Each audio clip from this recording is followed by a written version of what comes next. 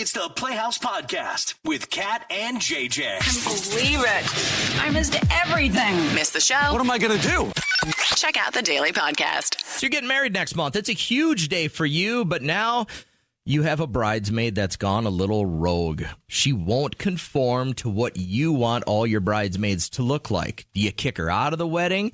Do you just chop her out of the photos? How do you handle this? This is happening with a girl named Sarah that listens to our show, and we had a lot of mixed reaction to this. It's coming up a little bit later on in the podcast. Here we go. Let's talk traditions here. Yeah, and I think it's so special when you have that group of girlfriends, guy friends, friends that get together every so often, and it's a tradition for you guys. I was talking to my friend Susie, who the guys in the group, they go out to Colorado and do a guy's ski day or a ski weekend, and then they come back, and the girls all go out, and they've been doing this since their kids were babies. So the reason was... They don't go together at all. No, they don't, because the reason was the dads would stay at home with the kids. The moms would go, and then they'd come back, and the changing of the guards. And they have been doing this now for 13 years. I'm like, what a cool tradition to keep going. They just got back from Crested Butte, which was beautiful. Did spa days, amazing dinners, skiing. I'm like, that sounds so fun to do with a group of girlfriends. I don't have this long running tradition at all, but Dana had texted my friends from college. We all get together for wine weekend every summer. We go to either somebody's cabin or we go to a winery and get a Verbo. And she said that we all decide on that date and we stick with it because it's really important to connect with people that you love from the past. Do you guys do anything like that? Well, I think the closest is just like my wife and I go to Chicago every year. It started when I was in college. The guys that I played baseball with, we would go and there would be like 10 of us to start and we'd get 2 rooms and sleeping 10 people in 2 rooms. Gross. You're talking bathtubs, you're talking in between beds, underneath beds. But we try and save all our money for the bars in Wrigleyville and to get our Cubs tickets. And we'd always go to 2 games.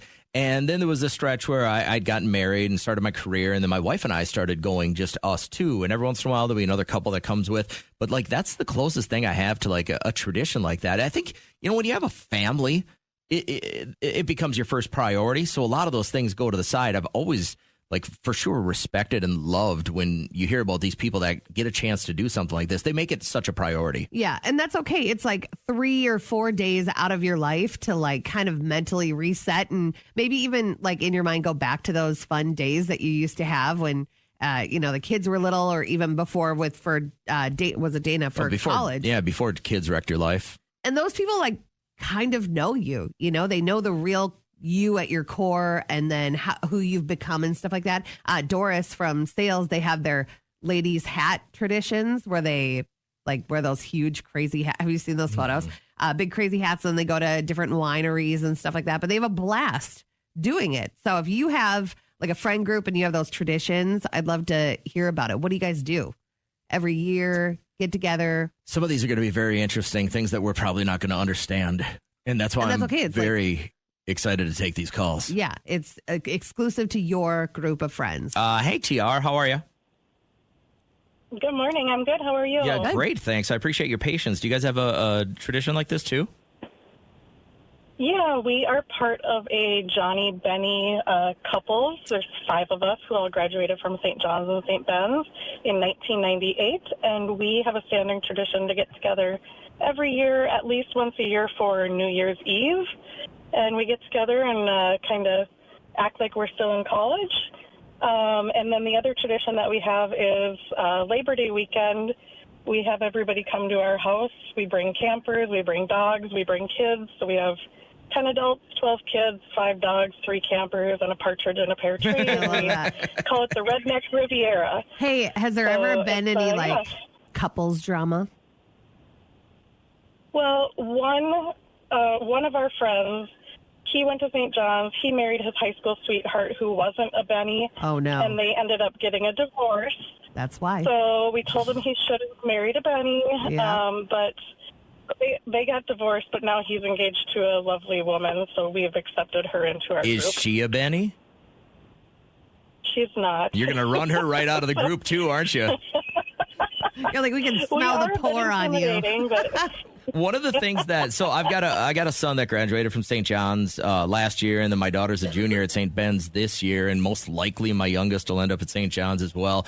but I don't think people outside of the circle understand, and I don't have a better term for this, the cult that is St. John's and St. Ben's, and how you guys, I've never seen, and I was a Gusty, so I didn't see the stick-togetherness like I did until our kids started going to this school. It is bananas, the ties that you guys have together. Do you think it's just because it's separate but together? I think so. I mean, we always heard a statistic that it was a 70% marriage rate between Johnny's and Benny's. Wow, really? And 80% of those marriages, you met somebody your freshman year. So, yeah, it's, I mean, we're like family, so it's pretty cool. That's great. I love your story. Thanks for sharing with us. I hope you have a great day today. Yeah. Oh, hey, by the way, when is the Redneck Riviera this year? What time do you guys, is it Labor Day you said you always get together? Yeah, it's Labor Day weekend. We actually had another classmate that passed away 4 years ago, and his funeral happened to be up at St. John's on Labor Day weekend. So we started that tradition that year, and we will continue that. Will you do me a favor and just take a couple of pictures this year and text them to us? I want to see what this looks like with all these campers and everything set up. Absolutely. All right. Thanks, TR. I appreciate it. Have a great morning. Welcome in. You got Kat and JJ. Talking about like traditions you had, maybe like post-college, but you've kept doing it with all of your friends. How long has your friend been doing this? So my friend Susie and her husband Joe, they've taken these group trips. Like the guy group goes first, and the women stay at home with the kids, and then the guys come back and they swap. I've never heard of this before. And it just worked because they started when the kids were like 13 years ago when the kids were babies. And it just made sense. So they didn't have to displace the kids or anything like that. And it just gives you a chance, especially like girls' trips. They're just like so fun.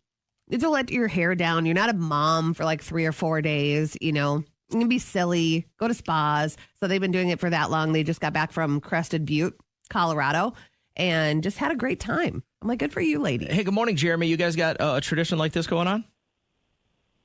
Yeah, absolutely. A group of my buddies and I have been best friends since grade school.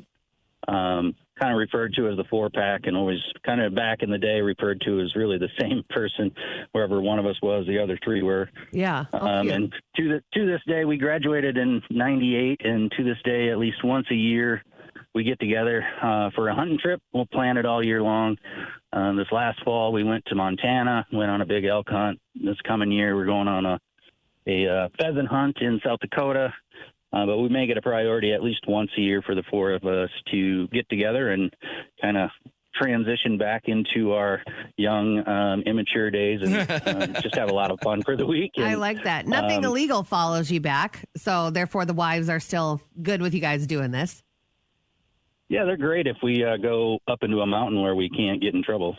So, yeah, it's hard. Yeah. You know, there's been a few times where that wasn't the case, and No way. the wives weren't so happy about us being together. But Do you guys spend part of this trip planning the next one right away? We do. At night when we're maybe not so sober, we start planning the next year's trip. That sounds fun. And we make fun of each other all year long. We have a group text that's been going on for years and years. Have you seen the movie Tag? Oh, yeah. With Jeremy I Renner? have. That's basically us.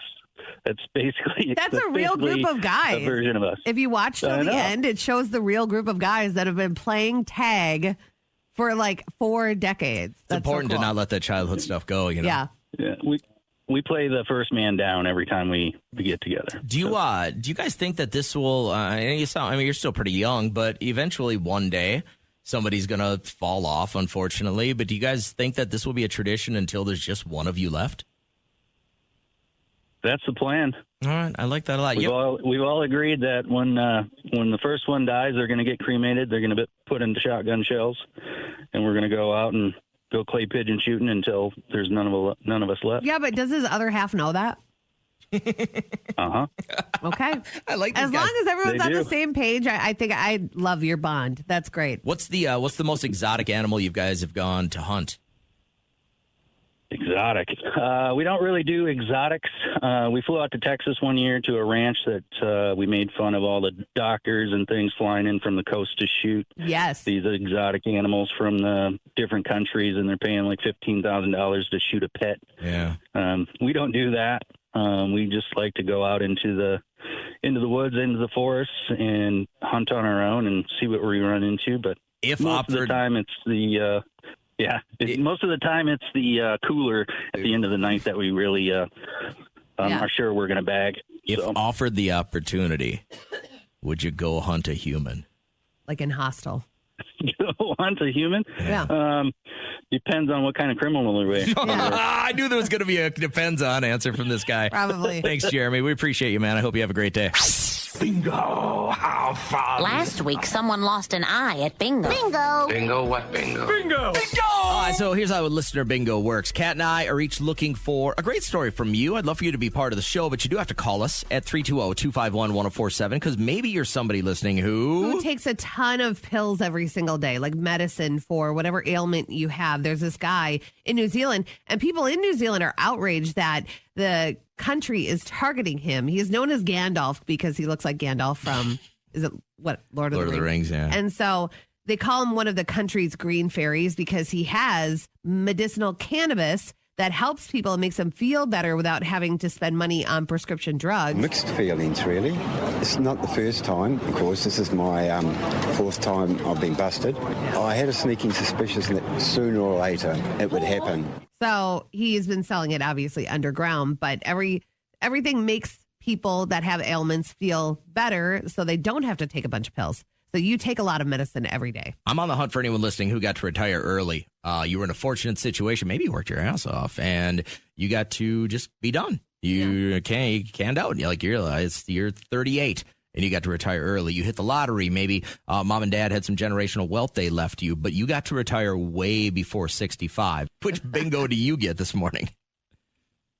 It's for my husband. He retired early. Oh, gosh. Okay. So how did he get this opportunity? What happened? First off, how old was he when he got to retire? He was just done working. He was 45. Wow. Retired from where?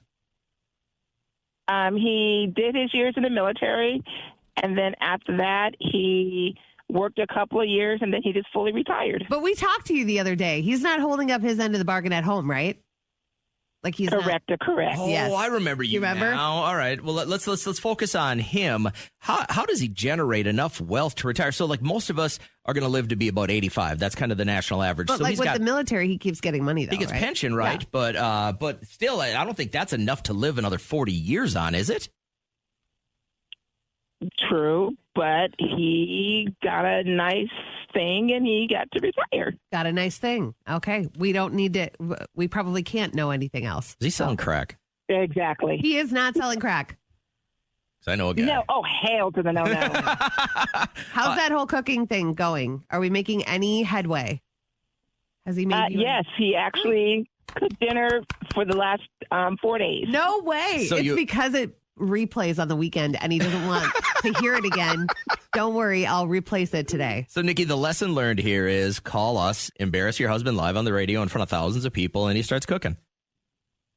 Probably. Love it. Thanks for sharing with us. I hope you have a great day. I appreciate you at least listening to what we're doing. Take care. Bye. Hi, Barb. How you doing? I'm doing good. Thank you. You were listening too, right? Like, you know what we're doing here. Yes, I've played this game numerous times with you guys. I appreciate you What's calling. your bingo then? I'm going with Kat. Okay. I take 48 pills a day. Oh my goodness. So what is it for? Is it for all one ailment or do you have several? No. I have osteoarthritis. I have fibromyalgia. I have COPD. I have degenerative disc disease in my back. Oh my goodness. Now, are most of these, and I don't want to dig too much into, where you are in life or whatever, are most of these like a genetic thing? Are they lifestyle has led to it? What's going on?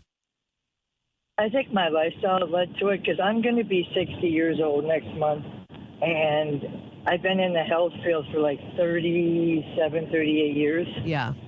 And I think a lot of it was stemmed from that. So just being exposed to what other people's health concerns are, you think kind of got you, like when you're working in an asbestos factory? No, I was doing like in-home health care and I worked at nursing homes. Yeah. You never know where you pick something up, but have you ever, I'm sure you have, but I have a friend that is on, sadly, a lot of medication as well. And it's just been like a long road of her trying to figure out which medicines really work with other ones. And the fact that you're on so many, I'm sure that is something that you run into a lot, that some don't work together. Oh, yeah. And how many pills a day are you taking, did you say? About 47, give or take. How do you keep them all straight? I mean, how do you not sit overdose down on some? Like one day and just put them all in a pill box, right? Yeah. Yeah. But I have 3 different pill boxes that I have to use because I have so many. Girl. How far into like alternative medicine have you looked to try and alleviate any of this stuff, or is that just not an avenue you're willing to go down? Well, I used to try that medical. I used to have medical marijuana, but now the job that I do now, I cannot do any recreational drugs or anything like that. Otherwise, I'll lose my DOT card. Yeah, gotcha. You don't want to risk that. And if you had to say, like, when did this all start kind of building up for you? When did you have to start really hitting the meds hard? How old were you? I would say probably 55. Okay, and it's just kind of compounded from there, huh? Yeah, well, my late husband, before he passed away, smoked cigarettes, so I wound up with COPD from secondhand smoke. Wow. I never smoked a cigarette in my life. Girl. Unbelievable. I was going to ask you if you had been a smoker, but it was somebody else's decision, huh? To get you there. Yep. Okay. Yeah, well, hopefully this is getting the message out to other people that smoke around other people that don't smoke. Not a good idea, especially your kids. I have this sincere hope that with AI getting as crazy good as it is, that somewhere along the line, it's going to go, hey, by the way, you guys take this or don't do this, you won't get cancer, or take this herb or whatever it is, and your COPD will go away. Like, I'm guessing there's got to be some medical breakthroughs right around the corner with this stuff. Hope.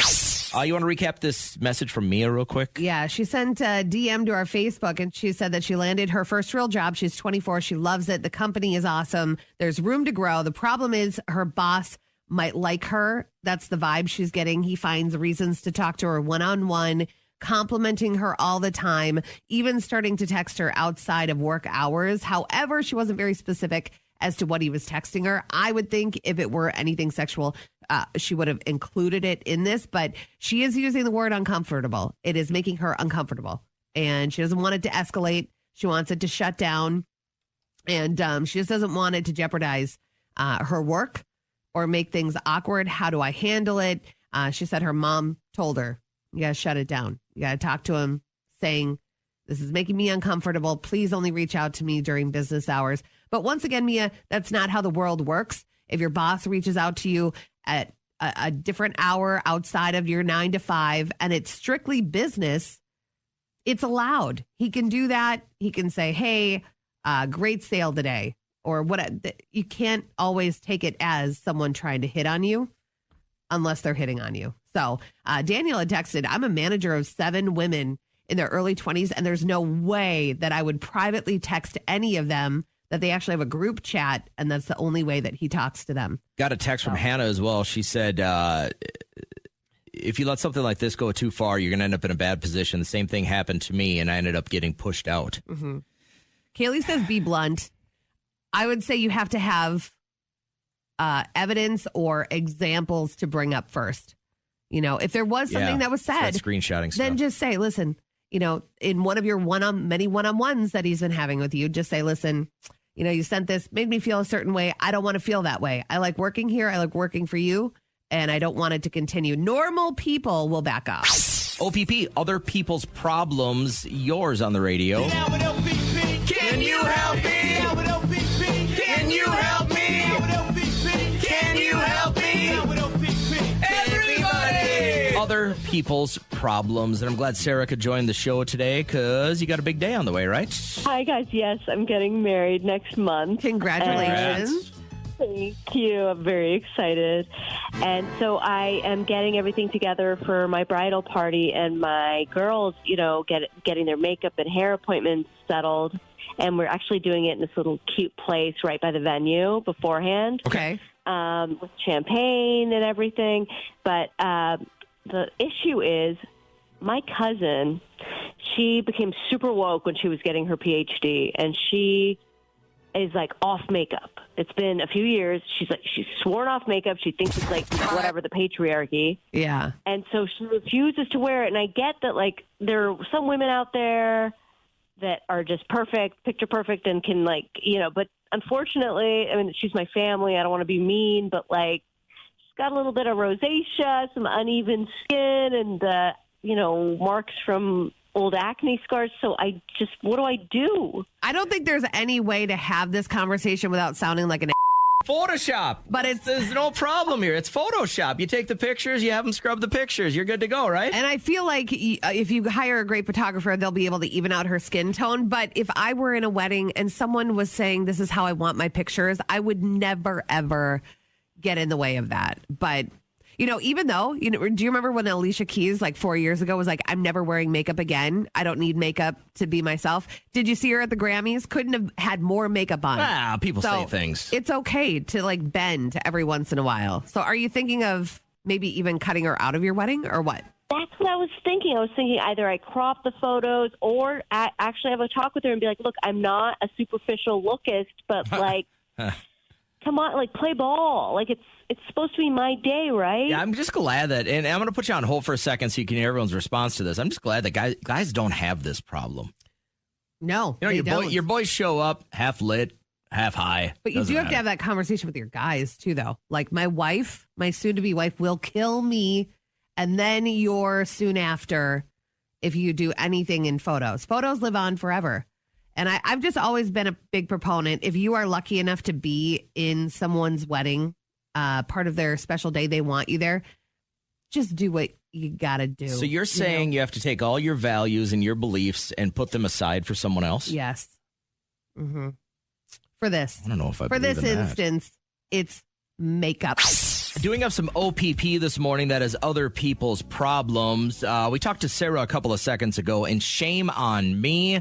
I missed out on an opportunity to say it was Sarah with an H. Hello, my name is Sarah. That's Sarah with an H. Oh, no. Too bad if you don't like it, because haters gonna hate. Okay, so the deal is she's getting married next month, right? Issue is my cousin, she became super woke when she was getting her PhD, and she is like off makeup. It's been a few years. She's sworn off makeup. She thinks it's like whatever, the patriarchy. Yeah. And so she refuses to wear it. And I get that like there are some women out there that are just perfect, picture perfect, and can like, but unfortunately, I mean, she's my family. I don't want to be mean, but like she's got a little bit of rosacea, some uneven skin, and, marks from old acne scars. So what do I do? So a lot of the texts we're getting are saying crop her out, but then we got this one from Melissa who said, that's pretty shallow. Don't sweat the small stuff. If that's the worst problem you have, consider yourself lucky.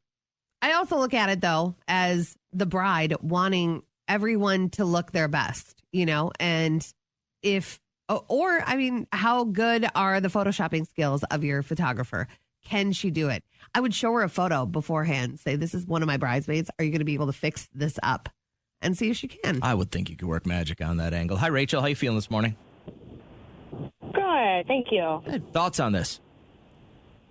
So I am a person who has rosacea, and if I was asked to be in a wedding, I would for sure have a makeup artist help me out. Yeah. Or maybe, some brides will be like, hey, we're all getting our makeup done, and hopefully that would help the situation not be on the bride. Everyone else is getting their makeup done, so is she. And that's what she did. She lined somebody up. She has hired somebody to do professional makeup for her bridesmaids, which is a nice gift. Sometimes brides are like, well, you're on your own. Good luck. But yeah.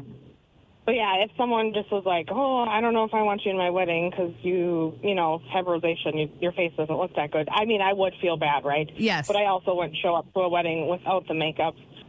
Yeah, it's a tough situation. She's really standing firm with her convictions here that she doesn't want to wear makeup, that she's sticking it to the man. But it's a wedding. It's a wedding. Yeah. Oh. It's hard. There are expectations when you're in someone's wedding, too. Yep. Yeah, that's why I don't want to do this kind of stuff. Have a great day. Thanks for checking in, Rachel.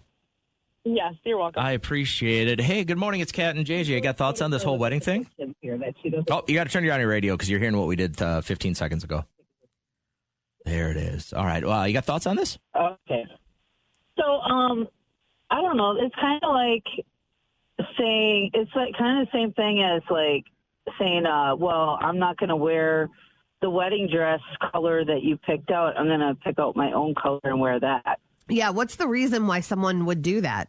Just to ruin somebody's day. Shake up the establishment. And there's no reason to do that. Well, the thing is, you want your wedding to be and look a certain way. You know, you're paying all this money for that one day, and you want it to be a certain way. You've thought about this for a long time. Yep. You know, things like that. And there's nothing wrong with the bride wanting everybody to look a certain way and uniform and everything like that. And just wants them to look good. You know, it's somebody that wants you to look your best. Look good. Yeah. So this is an interesting conversation. I'm glad that you called. I hope you have a great morning. Summer had texted in, and this is kind of a good vantage point. She knew before she asked her that she didn't wear makeup. It's not fair to her cousin.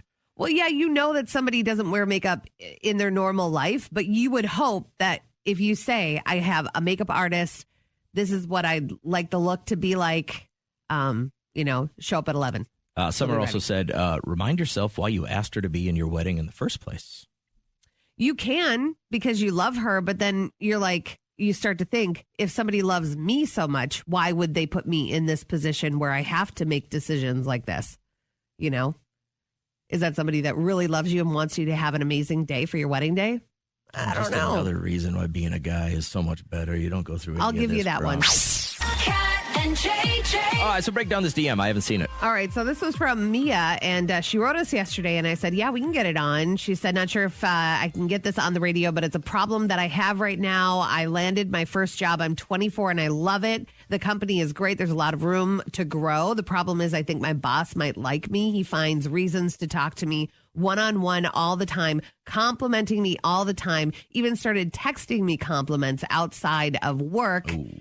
Not feeling very comfortable with this situation. I don't want it to escalate. I told my mom about it. She told me to shut it down, but I don't want to jeopardize my job or make things awkward. How do I handle this without hurting my career?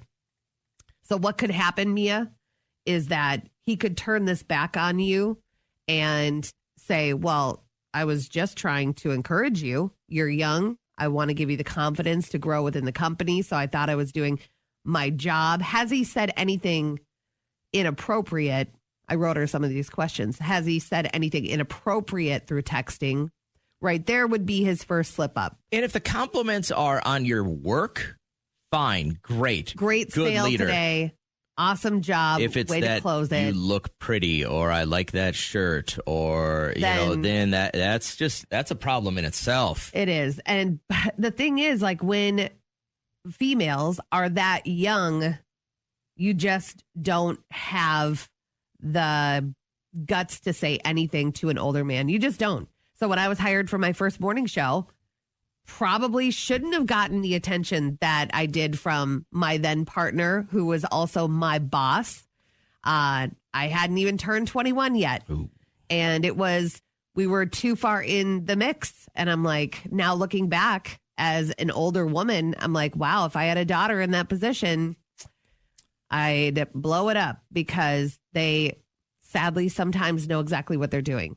We all make concessions to try to get ahead. You may work extra hours. You may pick up somebody else's slack. But this is also one way you don't want to get around, because if there is room for growth at this job and you do a good job and grow at this job, somebody might insinuate that there was a reason you were sleeping for around it. to get ahead. Yeah, and that is not fair to her, Mia, to you, Mia. If you are doing a great job at work and really earning those moments, then I would hate for that to be taken away. The texting after hours, especially if it doesn't have to do with work tomorrow, has got to be a no-no. Yeah. I would say you could probably start to encourage the shutdown of this communication by a thumbs up back.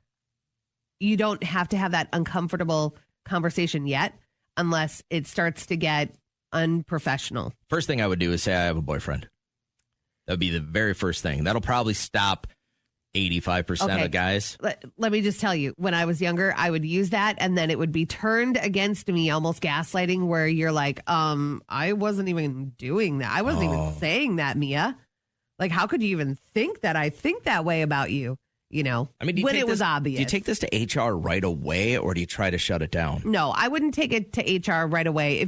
She didn't say anything sexual was being texted to her. She just said the compliments continued through text outside of work hours. So if it's strictly work related, that is how people communicate. It's 2025. I text with the owner of our company. You know what I mean? As long as it's professional, though. When was the last time you fell asleep in public, Kat? I did fall asleep at the airport a couple of years ago.